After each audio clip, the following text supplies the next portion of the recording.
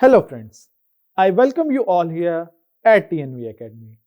In this session, we are going to talk about the clause 8.3, Relationship and Agreement of an International Standard ISO IEC 20001 2018 Information Technology Service Management.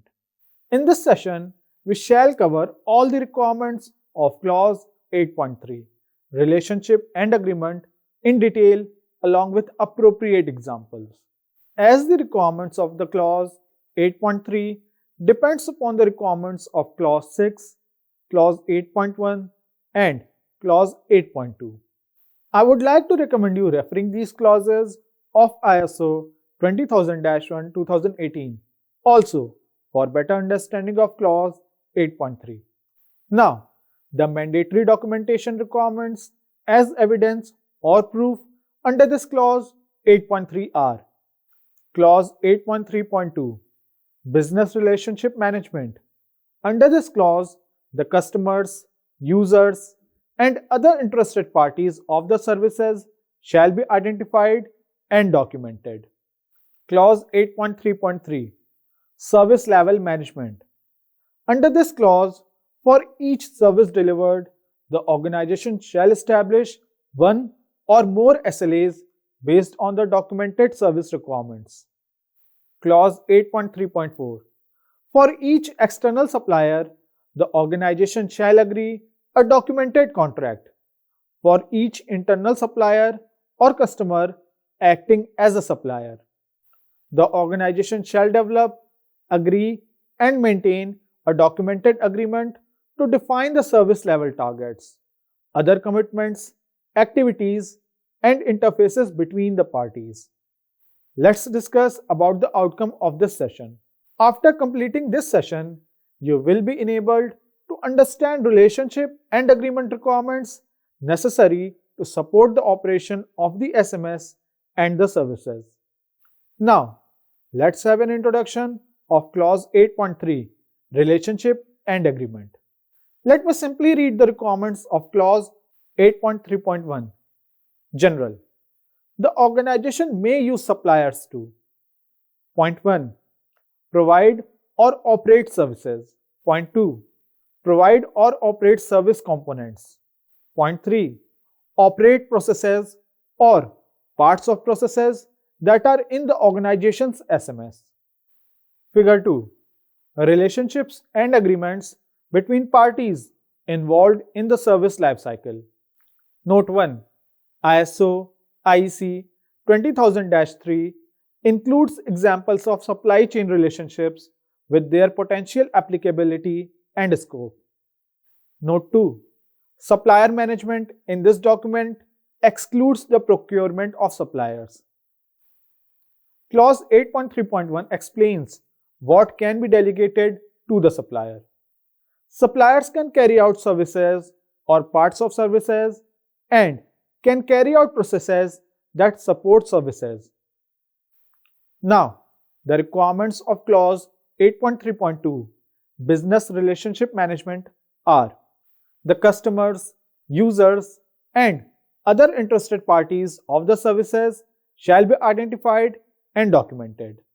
The organization shall have one or more designated individuals responsible for managing customer relationships and maintaining customer satisfaction. The organization shall establish arrangements for communicating with its customers and other interested parties.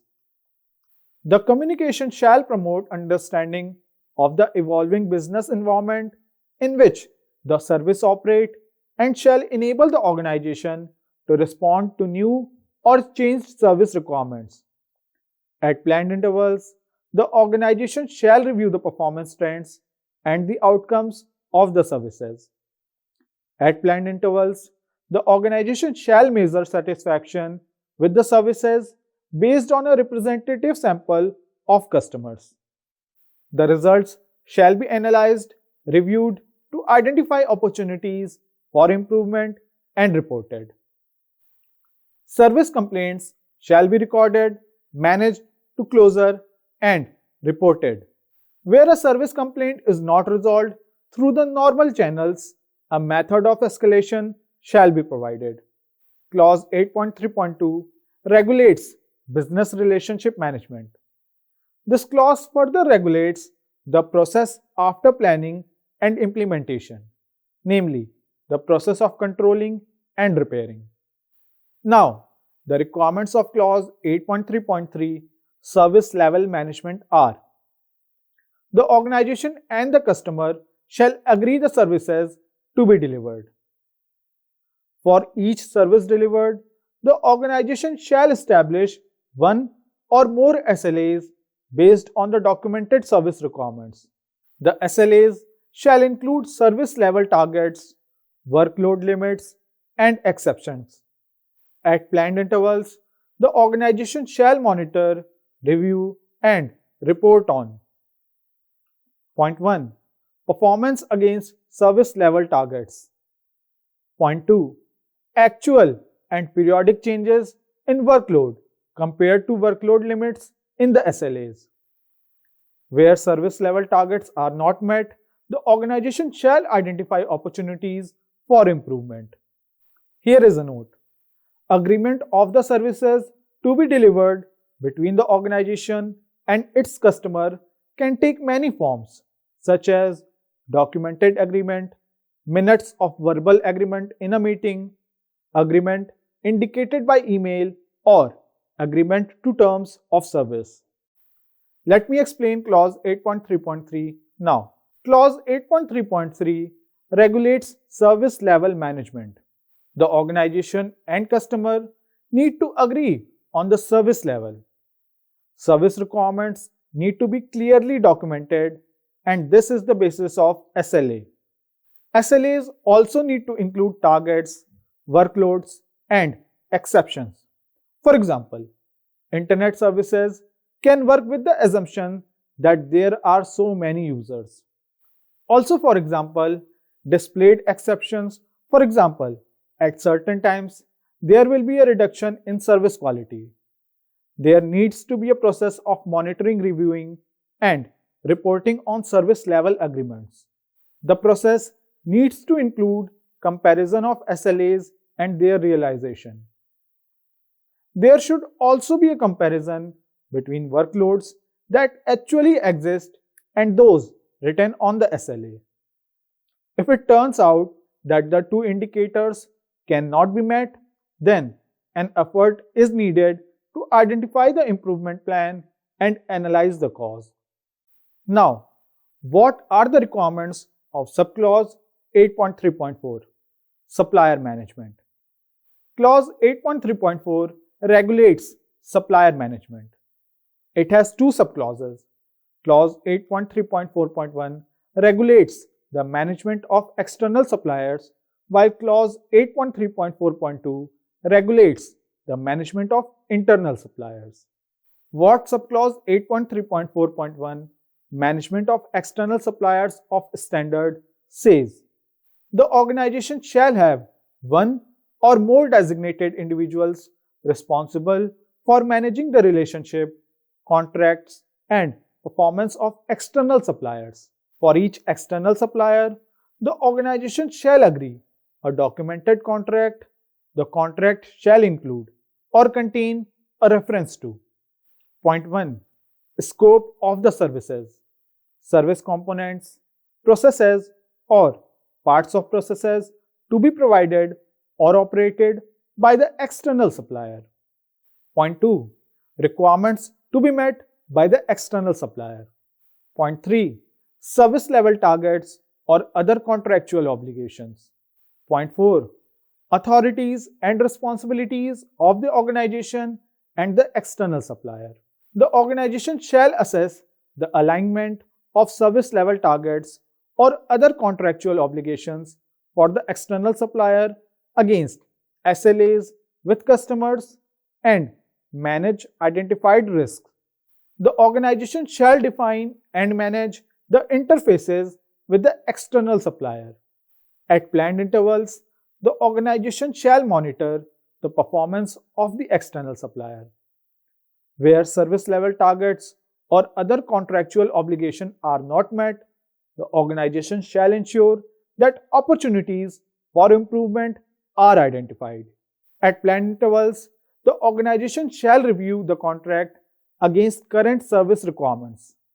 Changes identified for the contract shall be assessed for the impact of the change on the SMS, and the service before the change is approved.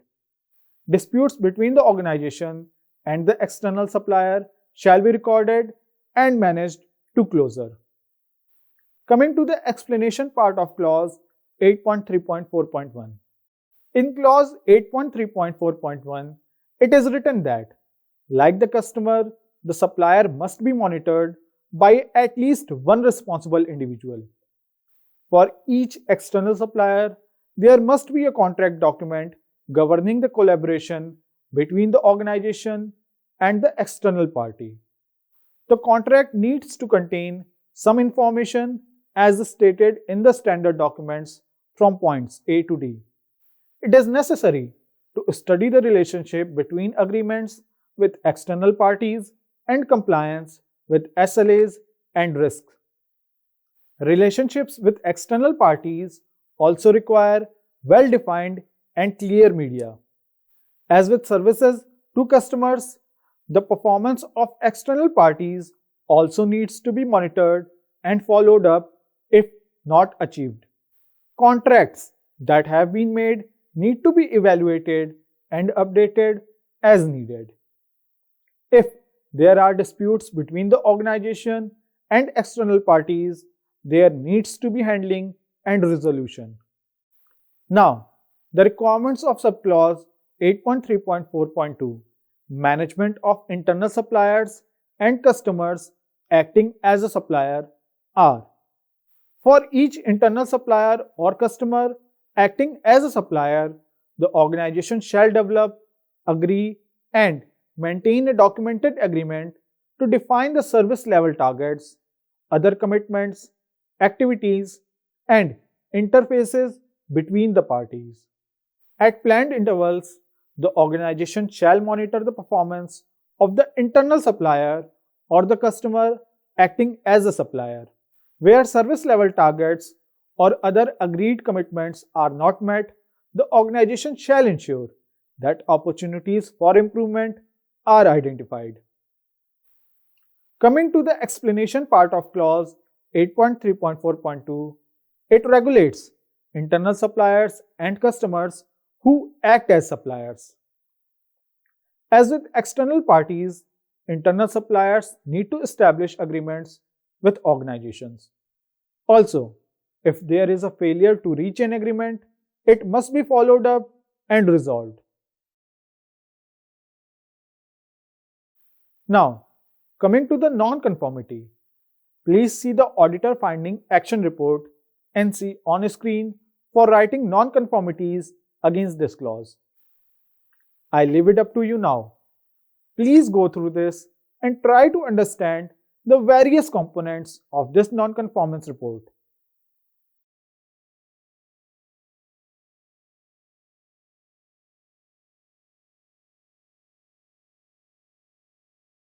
Now, let me talk in brief about the common mistakes which auditors do while auditing.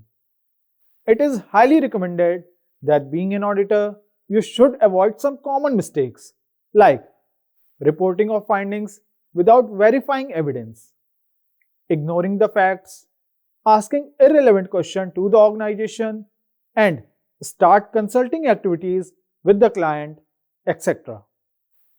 Auditors should avoid these kind of mistakes which are very common in nature during the audit. Dear friends, we have now come to the conclusion of this training session. See you soon with an exciting new topic. Till then, goodbye.